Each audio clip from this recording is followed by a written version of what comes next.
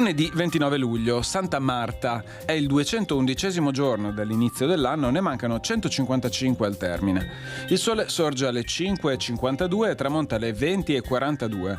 La luna si leva a mezzanotte 17 e tramonta alle 15:48.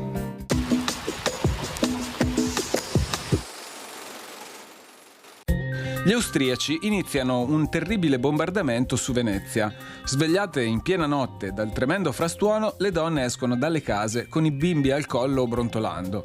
Durato 24 giorni, il bombardamento provoca 120 incendi, prontamente domati dalla popolazione sempre calma e disciplinata e senza mai nessuno che si lagni o inveisca contro il governo. Sulla città cadono circa 23.000 proiettili, adeguatamente chiamati naranze de Vienna, che i veneziani raccolgono e vendono all'arsenale ricavandone un discreto guadagno.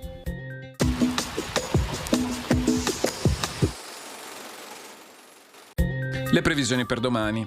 Iniziali nubi irregolari in rapido diradamento lasceranno spazio a una giornata in prevalenza soleggiata, salvo presenza di modesti cumuli pomeridiani sulle zone montane, ma generalmente senza precipitazioni associate.